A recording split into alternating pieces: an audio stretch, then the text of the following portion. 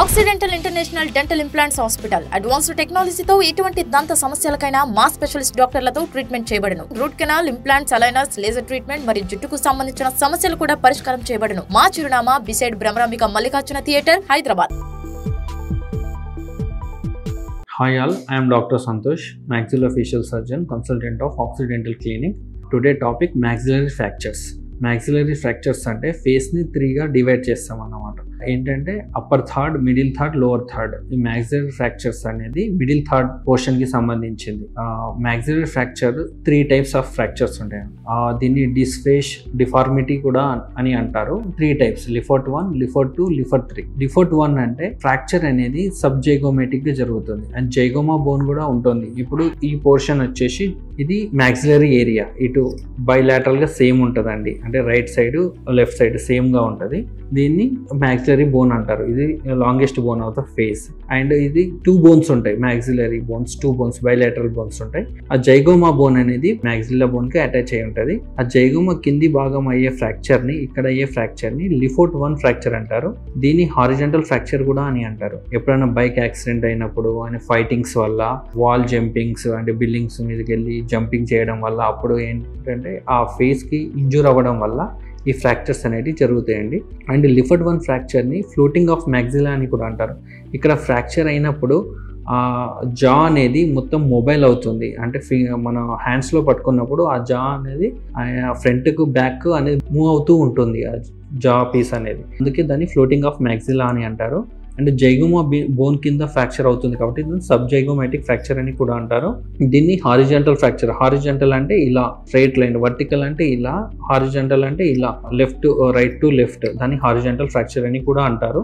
ఇది లిఫర్ట్ 1 ఫ్రాక్చర్ అనేది ఆ ఫ్రాక్చర్ ఎలా రన్ అవుతుందంటే nasal, anterior wall of the nasal floor ఎబోవ్గా ఆ ఫ్రాక్చర్ రన్ అవ్వి and anterior wall of the maxillary sinus అనేది ఉంటుంది. ఇక్కడ మ్యాగ్జిలర్ సైనస్ మీదుగా పోయి టెరిగైడ్ ప్లేట్స్ ని ఫ్రాక్చర్ చేస్తుంది. ఇక్కడ లాటరల్ గా టెరిగైడ్ ప్లేట్స్ ని ఫ్రాక్చర్ చేస్తుంది. ఇది లిఫర్ట్ 1 ఫ్రాక్చర్. లిఫర్ట్ 1 ఫ్రాక్చర్ అయినప్పుడు ఏమేమి సైన్స్ ఉంటాయంటే వర్టికల్ డైమెన్షన్ పెరగడం, ఫేస్ అనేది పొడవుగా కనబడడం, వర్టికల్ డైమెన్షన్ పెరిగిపోతుంది, అప్పర్ లిప్ అనేది స్వెల్లింగ్ వచ్చేస్తుంది.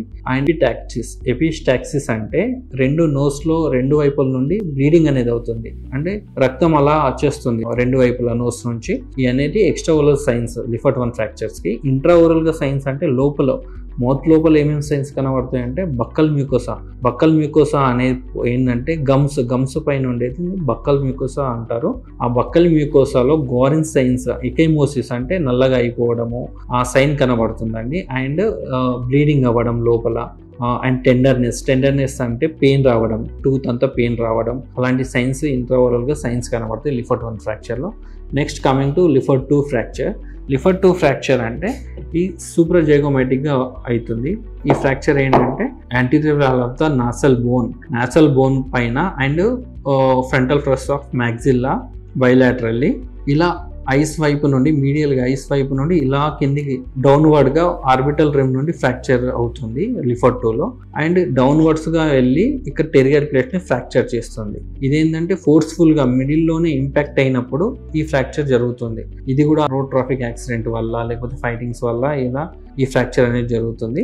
అండ్ ఈ ఫ్రాక్చర్ ఆర్బిటల్ రిమ్ నుండి లాటరల్ గా టెరిగైడ్ ప్లేట్స్ ని ఫ్రాక్చర్ చేస్తుంది. దీన్ని పిరమిడ్ షేప్ ఫ్రాక్చర్ అని కూడా అంటారు. ఇలా మనం చూసుకుంటే ఇలా ఇటువైపు బైలాటరల్ గా జరుగుతుందండి మ్యాగ్జిలరీ ఫ్రాక్చర్. ఎప్పుడు ఇలా చూసుకుంటే పిరమిడ్ షేప్ లో వస్తుంది ఈ ఫ్రాక్చర్. అందుకే దీన్ని పిరమిడల్ ఫ్రాక్చర్ అని కూడా అంటారు.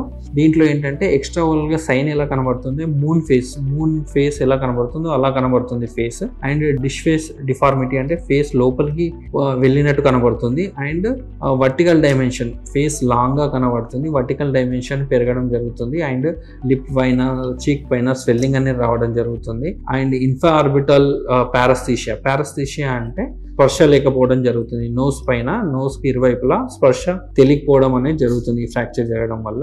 ఇక ఇంట్రావరల్ లోపల మౌత్ లో ఏమేమి సైన్స్ కనబడుతుంది అంటే బ్లీడింగ్, మళ్ళీ tenderness and loosening of tooth, ఇవన్నీ కనబడుతున్నాయండి.